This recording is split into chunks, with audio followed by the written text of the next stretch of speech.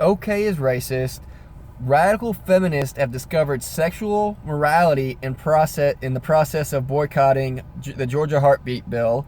Democrats are still anti-Semitic, and Trump's ratcheting up a tariff wars.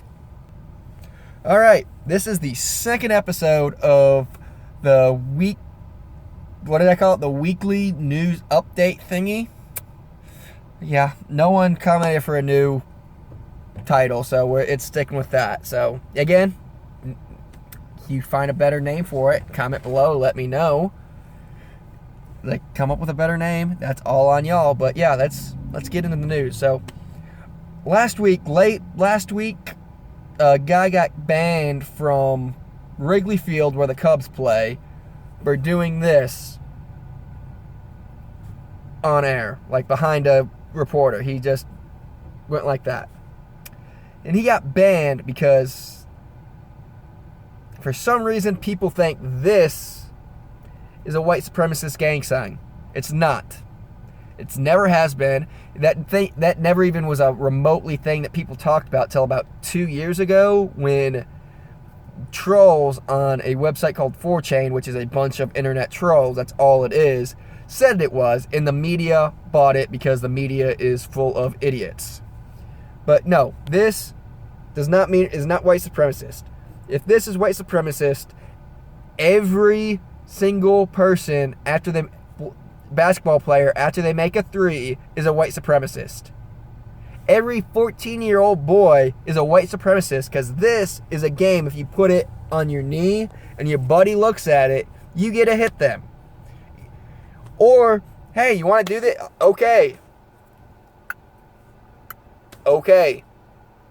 All those things are acceptable meetings for that. White supremacy is not one of them, because people are stupid. The media is stupid. But yeah, this guy got banned for doing that. And yeah, no, like it does not mean white supremacist. The Cubs should be ashamed of themselves. And yeah, I hope they never make the playoffs again. I feel bad. Like, yeah, no, I want y'all to lose every game or apologize for this straight up stupidity, because that's what this is stupid. All right, other news. Alyssa Milano, who I think was an actress on some awful teen show in the late 90s, early 2000s. If someone knows who she is, let me know or don't. But she called for a sex strike until the heartbeat bill, which, if you don't know what it is, it's once the heartbeat is detected in Georgia, they passed a law that once a heartbeat's detected, you can't get an abortion. She's having a sex strike, calling women to have a sex strike to stop that bill from going through. So let me get this straight. You are going to stop having, she's like, until we know we are ready to take care of a kid, we need to not have sex. So let me get this straight. You are going to stop having sex with random people until you're with a person that you assume that you think is ready, you are willing to raise a kid with? Yeah, no, no conservative sees a problem with that. It's like, huh.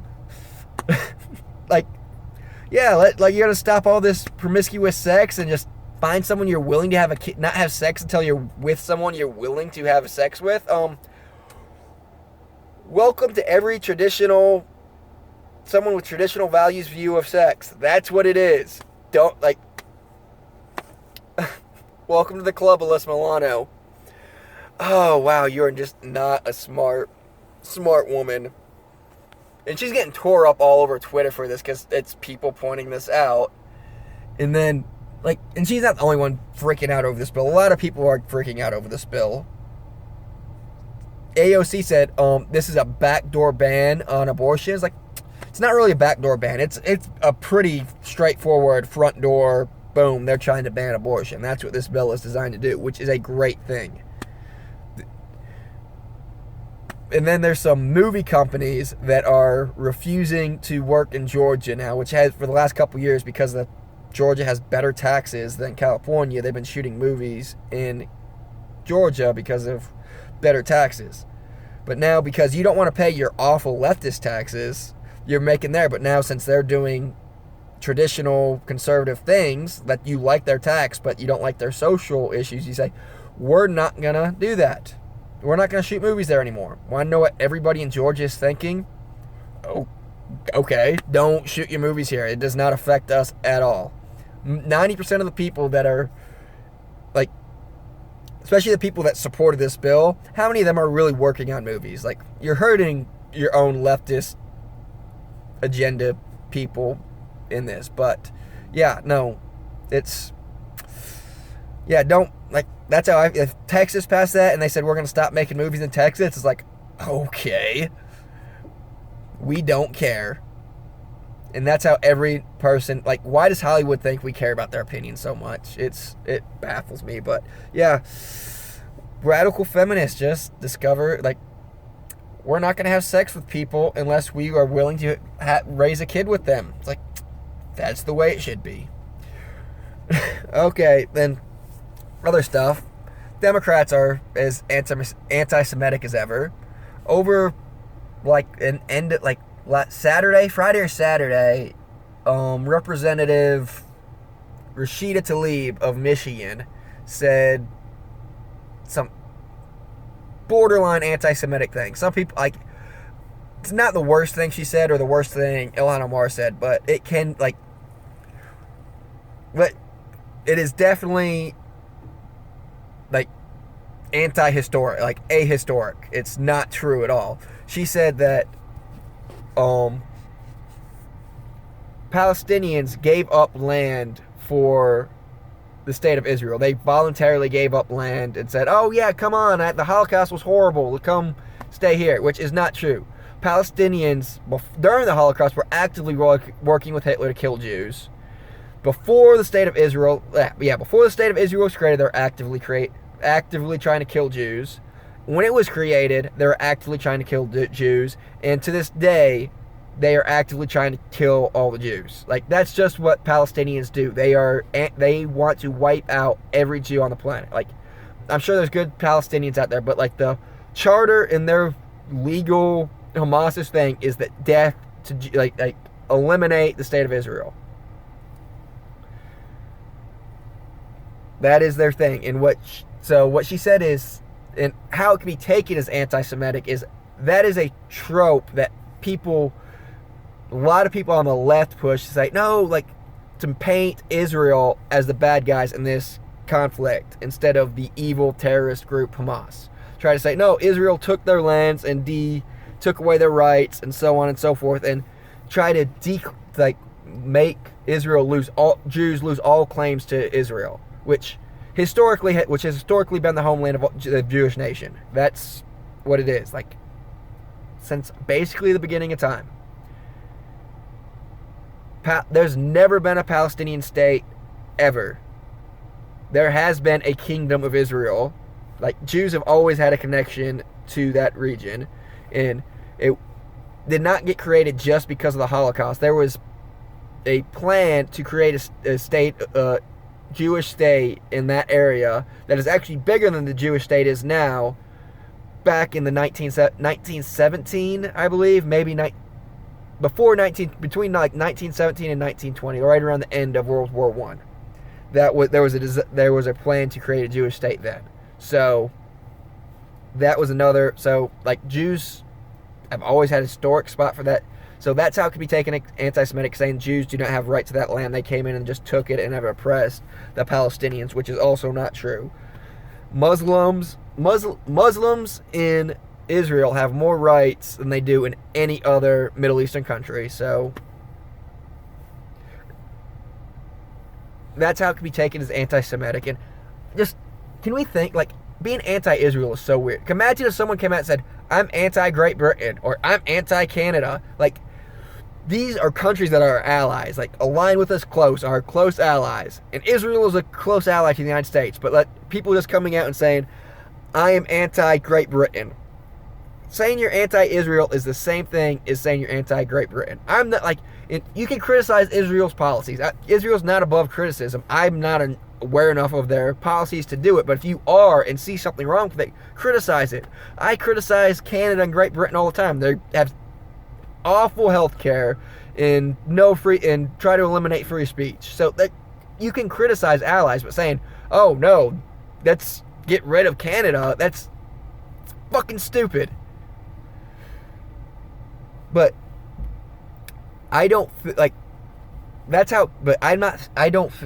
It could be like at best what Rashida Tlaib said is ignorant and ahistorical. At worst, it is anti-Semitic.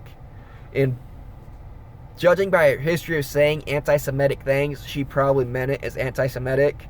And then if you try to call her out as saying something anti-Semitic, you are a Islamophobe inciting violence against her. Criticizing Israel and saying they need to be wiped off and want a one-state solution in that region, which means the destruction of Israel, just because that's what would happen. Wanting that is not inciting violence against Israel or Jews, but me saying you are saying something anti-Semitic is inciting violence against you, because that is how the leftist brain works. Alright, and Trump is now ratcheting up the trade war with China. He's put on new tariffs, which I'm just gonna... Bad economic policy. I'm gonna explain what tariffs are right quick. Tariffs are a tax that you and I pay as consumers. China is not paying these tariffs. It does not affect them that much. It is us that has to pay it. And it is bad economic policy. It's causing us to pay more, and it's a tax, and taxation is theft, and it should never be used. Hardly ever. Especially new taxes is something I am adamantly against.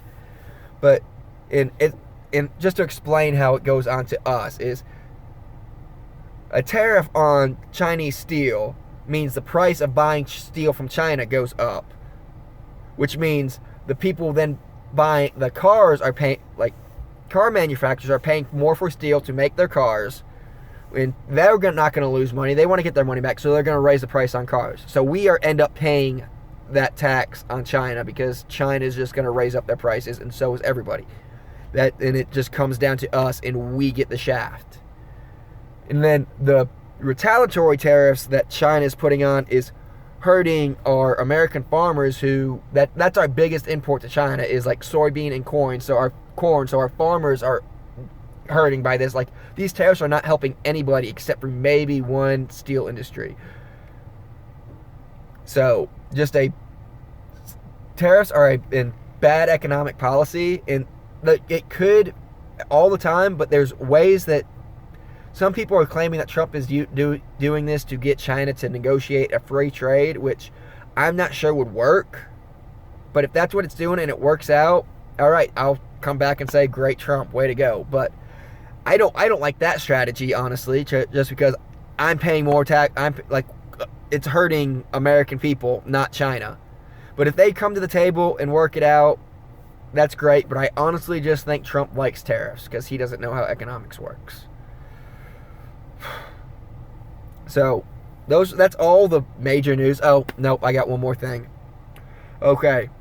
I just read this article. It wasn't on the news, wasn't a big article. It was just popped up on my Facebook feed from either Blaze or Daily Wire or something like that. I'm not sure which one, but it's a thing called drag syndrome.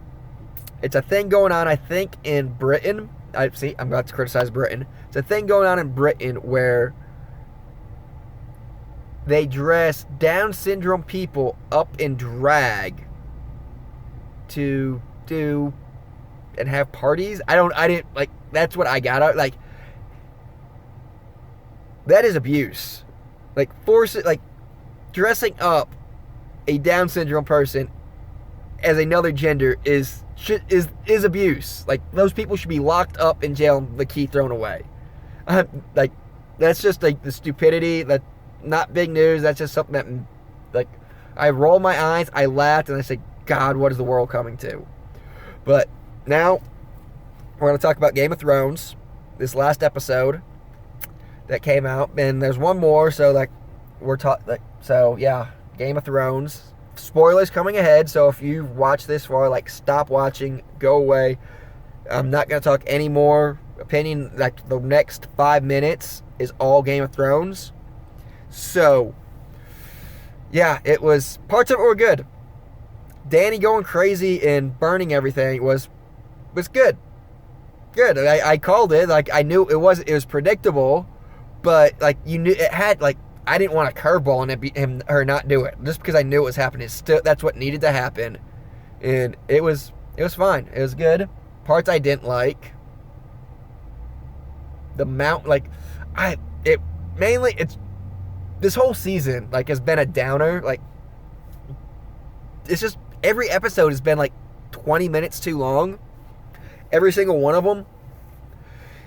And they were trying to say everything's gonna be like a full length movie. It's like these are no, they're long and boring, and you can cut off 30 minutes of it.